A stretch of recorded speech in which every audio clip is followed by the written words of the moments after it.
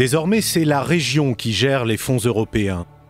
Son rôle, décliner localement les priorités de l'Union européenne à travers le Fonds européen pour le développement régional.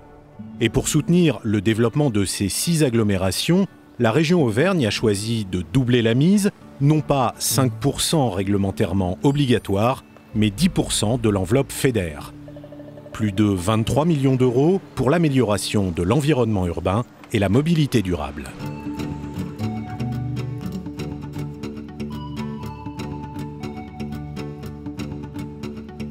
La communauté d'agglomération du bassin d'Aurillac compte 54 000 habitants, une population stable mais vieillissante qui représente un tiers de la population totale du Cantal.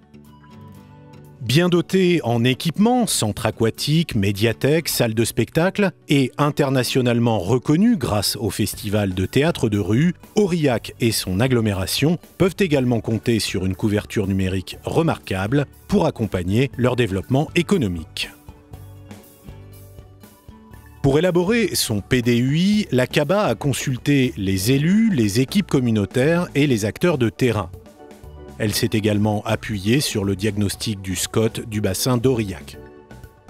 Conclusion, sur les zones urbaines qui polarisent fortement l'activité et l'emploi, les priorités sont de favoriser l'intermodalité, d'améliorer l'habitat et l'attractivité commerciale et de réhabiliter des friches.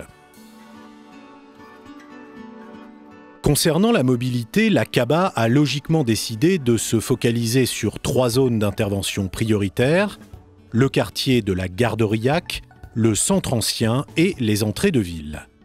Les berges de la Jordanne et de la Serre pourront également être traitées pour développer les déplacements doux.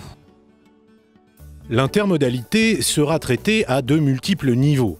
La création d'un pôle intermodal dans le quartier de la gare, l'amélioration des connexions des réseaux de transport scolaires, ferroviaires et urbains, et le développement de zones de report aux entrées de l'agglomération pour favoriser la réduction de l'usage de la voiture individuelle.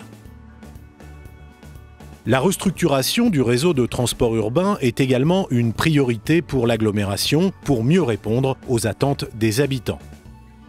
La rénovation des espaces urbains dégradés concernera quant à elle le centre ancien et les quartiers sud et Pupille-Jordanne. La réhabilitation des friches servirait de base pour créer des logements et améliorer l'attractivité commerciale. Nous entendons rester à l'échelle humaine, mais en utilisant tous les équipements les plus innovants.